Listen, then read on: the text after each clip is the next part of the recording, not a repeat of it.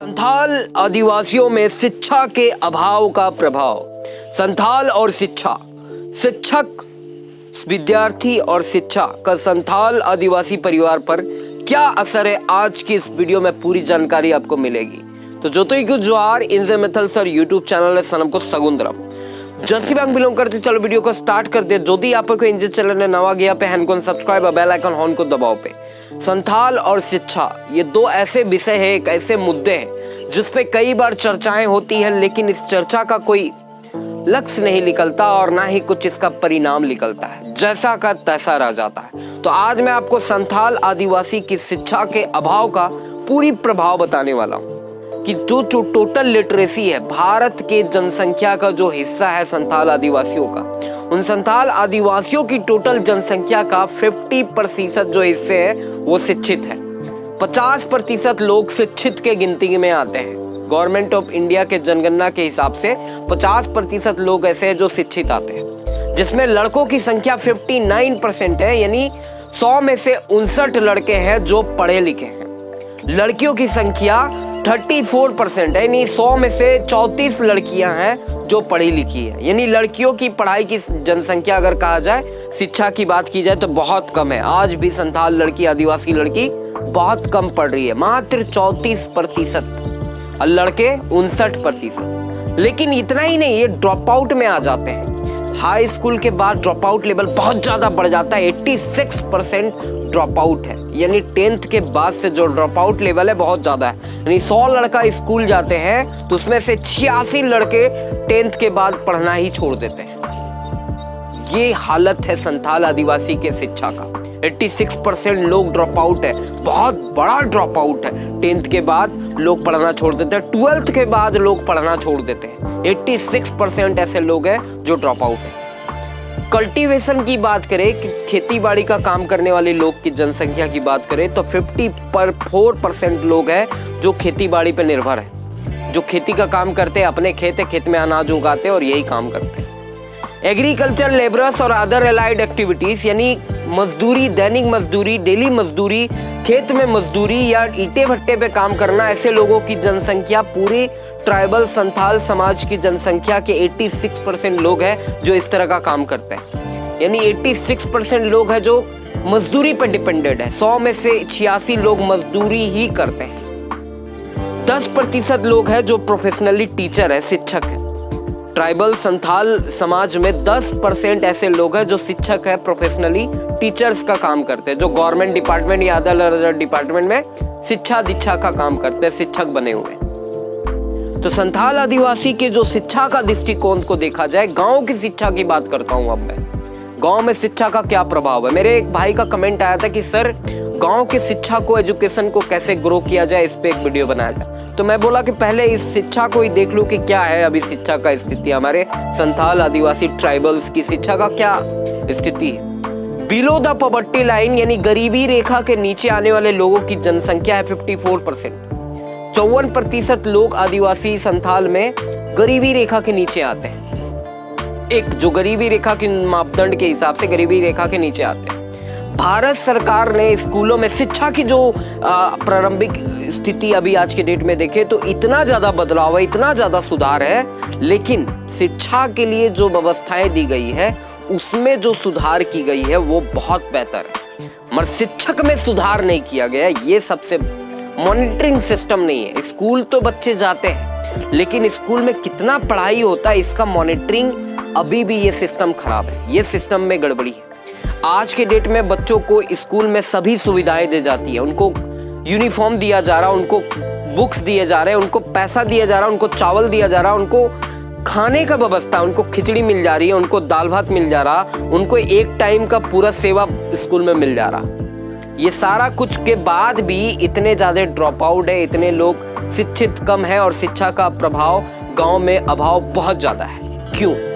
इतना ज्यादा व्यवस्था गवर्नमेंट ने दे रखी है, फिर भी शिक्षा का इतना ज्यादा कमी क्यों है? इसके पीछे का क्या कारण है आज मैं बता रहा हूँ। गांव की शिक्षा की बात करूँ तो गांव में बच्चे क्या करते हैं, आदिवासी संथाल बच्चों की बात करूँ तो क्या करते हैं? ज्यादातर बच्चे खेलने में मस्त रहते हैं, खेलने में यार गाँव की अलग अलग एक्टिविटी में मस्त रहते हैं। अगर खेती बाड़ी है तो खेती बाड़ी में लगे हुए हैं, किसी का अगर चरवाहे का काम है, कोई गाय बकरी भैंस तो उसको चराने में लगा हुआ है, तो कोई मछली पकड़ने में लगा हुआ है, इस तरह काम में लगा हुआ। संथाल आदिवासी की युवा पीढ़ी आज मौज मस्ती के चलती बर्बाद है। और चलो मौज करते हैं, मौज जो ये वर्ड है ना सबसे खराब है। जितना आप एनर्जी के साथ में इंटरटेनमेंट, आप खुद को मस्ती करते हो ना, इंटरटेनमेंट म्यूजिक वीडियोस देखते हो, सॉन्ग देखते हो, मजे करते हो, मस्ती, उतना ही एनर्जी के साथ आप कुछ अपने लक्ष्य को पूरा करने में अगर लगा दो तो आप अपने जीवन बदल सकते हो। आज के युवा पीढ़ी, जो सबसे कमजोर युवा पीढ़ी, जो देश के सबसे बड़ा पिलर्स है, जो देश को कुछ बड़ा कर सकते हैं, जो देश की आजादी में, जैसे हमारे देश के कई महान आर्मी मैन, बीएसएफ कमांडो बन करके देश की सेवा कर रहे हैं, आज की युवा पीढ़ी में वो है ही नहीं। आज की युवा पीढ़ी सिर्फ मस्ती में लगे हुए हैं। हाय, कैसे खुद को एंटरटेन करना है, कैसे खुद को मस्ती देनी है, किसी को शिक्षा पे फोकस ही नहीं है। अगर मैं एक वीडियो बनाता हूं कि मस्ती कैसे किया जाए, लोग उसमें बहुत भर भर के वीडियोस को देखेंगे, खूब व्यूज आएगी। और वही अगर मैं वीडियो बनाऊं कि लोग कैसे अपने आप को आगे बढ़ाए, कैसे शिक्षा डेवलप करे, कैसे आगे बढ़े, तो लोग उसमें वीडियो पे व्यूज ही कम आएगा। क्यों? किसी को इससे कोई फर्क ही नहीं पड़ता, मस्ती करना है ना, मस्ती करना है। तो आज के युवा पीढ़ी को मैं एक संदेश देना चाहूंगा कि जितना मस्ती से आप खुद को मजे लेते हैं ना, इंटरटेन करते हैं, उतना ही मस्ती से आप अपना एक लक्ष्य बनाइए और उसको पूरा करने में लगाइए, उसी ताकत को लगाइए। हमारे देश बदलेगा, पूरा संथाल समाज, आदिवासी परिवार, सब में बदलाव आएगी। आपकी वो ऊर्जा आपकी उस लक्ष्य को पूरा करने में होना चाहिए, ना कि खुद को मस्ती और इंटरटेन करने में। मस्ती जितना जरूरी है उतना ही कुश्ती जरूरी है। कुश्ती यानी सेल्फ डेवलपमेंट, खुद का विकास कैसे होगा, खुद कैसे आगे बढ़ोगे, खुद कैसे उस राह में चलोगे जिस राह में चल के कैसी महान व्यक्तित्व तो हमारे संथाल आदिवासी परिवार में जन्म लिए थे, जिनमें कुछ महानतम काम किए, चाहे वो पंडित रघुनाथ हो, वीर तिलका मांझी हो, सिद्धू कानू मुर्मू हो, गणेश हंसदा हो, शहीद गणेश हंसदा हो, शहीद नंदूराम सोरेन हो, चाहे कई ऐसे महान व्यक्तित्व का नाम लेता रहूं, नाम लेते लेते नाम खत्म हो जाएंगे। आईपीएस सर गुरुचरण मुर्मू हो, उनकी बेटी मरुना मुर्मू हो, या कोई भी हो, कई ऐसे आदिवासी संथाल परिवार ने कुछ बड़ा कीर्तिमान किया है। हमारे राज्य के मुख्यमंत्री हेमंत सोरेन हो, कैसे उन्होंने डिप्लोमा इंजीनियरिंग को छोड़ करके पॉलिटिक्स में आ गया, आज के डेट में देश के राजनेता, महान मुख्यमंत्री में से एक। तो आप में भी वो गौरव होना चाहिए, आप में भी वो जुनून होना चाहिए कि कुछ करके दिखाना है, तभी कुछ कर पाओगे। सिर्फ पढ़ना है, करना है नहीं, मस्तियां नहीं करनी है, मस्तियों से बचना है और कुछ करने में लगना है। जुनून आना चाहिए आपके भीतर, वो खून में उबाल होनी चाहिए, तभी आप कुछ आगे कर पाओगे। लक्ष्य को पूरा करने की वो हिम्मत होनी चाहिए। तो शिक्षा का अभाव का प्रभाव बहुत बड़ा होता है। इस शिक्षा का अभाव क्या है? लोग के अंदर कोई लक्ष्य ही नहीं है, कुछ बड़ा सोच ही नहीं है। बड़ा सोच रखोगे तो एक छोटा अचीवमेंट तो जरूर करोगे। आपको अगर आईएएस बनना है, आपको अगर आईपीएस बननी है, तो आपको अगर आईएएस आईपीएस की आप तैयारी करते हो तो कांस्टेबल तो जरूर बनोगे, एक अच्छा विभाग में नौकरी तो जरूर पाओगे, गारंटी है। लेकिन आप प्रयास करोगे तब तो। आप पहले ही हार मान जाते हो, क्विट कर जाते हो। माँ बाप की तरफ से कोई ज्यादा प्रेशर नहीं होता कि बेटा स्कूल जा, बेटा स्कूल जा, बेटा स्कूल जा, तेरे को स्कूल जाना, स्कूल जाना, जल्दी जा, क्यों नहीं जा रहा, ऐसा कुछ नहीं होता है। क्यों नहीं होता? तो यहाँ पे अवेयरनेस लेवल बहुत कम है, इस वजह से शिक्षा ड्रॉप आउट ज्यादा हो जाते हैं। लोकल गार्जियन का जो पेरेंटिंग सिस्टम है वो भी यहाँ पे बहुत ज्यादा ना के बराबर है, यानी पेरेंट्स अवेयर नहीं है शिक्षा को लेकर के। लोग अपने बच्चों को शिक्षा के लिए स्कूल भेजते नहीं है। स्कूल नहीं जा रहा, क्यों नहीं जा रहा, कुछ भी बोल दिया, वो मान लिया और नहीं गया, बंद है, ये है वो। अभी का स्थिति की बात नहीं कर रहा हूँ, नॉर्मल शिक्षा की जो शिक्षकों की स्थिति है उसकी बात कर रहा हूँ कि लोकल पेरेंटिंग अपने बच्चों को स्कूल भेजते ही नहीं है, वो जाते नहीं है और ये भेजते नहीं है। तो प्रेशर दोनों तरफ से कम है, ना तो बच्चा जाना चाहता है, ना ही माँ बाप पढ़ाना चाहता है। पढ़ाना चाहता है मगर भेजते नहीं है, कुछ और काम में लगा देते हैं या लग जाते हैं, दोनों ही है। आपको क्या लगता है आप कमेंट में जरूर बताइएगा। लेकिन मुझे जो लग रहा गांव के शिक्षा को, अब ये रहा प्रॉब्लम्स की बात। अब मैं बात करूंगा सॉल्यूशन की, कि गांव के शिक्षा को ग्रो कैसे किया जाए, कैसे ठीक किया जा सके। तो इसका एकमात्र तरीका है लोकल अवेयरनेस। हर माँ बाप अगर अवेयर होंगे वीडियोस के माध्यम से या खुद ही लोकल अवेयर होंगे कि हमारे बच्चे पढ़ेंगे, लिखेंगे, सीखेंगे, तभी कुछ कर पाएंगे। अब पढ़ेंगे, लिखेंगे, सीखेंगे, इसका भी एक अलग मतलब होता है।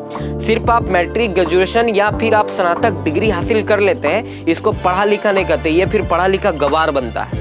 आप डिग्रियां हासिल कर ली हैं और अपने जीवन में कुछ कर ही नहीं पा रहे, तो ये पढ़ा लिखा गवार होता है। ऐसे गवार हमारे भारत में बहुत भरे पड़े हैं, जिसने जीवन में बहुत कुछ पढ़ाई किया है लेकिन आज के डेट में वो कुछ नहीं कर पा रहा शिक्षा से रिलेटेड। क्यों? उसकी कोई गोल सेट नहीं है, उसने जीवन में कोई ऐसा कोई टारगेट ही नहीं बनाया था। बस पढ़ना है तो पढ़ना है, पढ़ लिया, पढ़ के करना क्या है पता नहीं। तो इस वजह से लोग बेरोजगार, लोग शिक्षा के अभाव में हैं, लोग शिक्षकों के अभाव में हैं।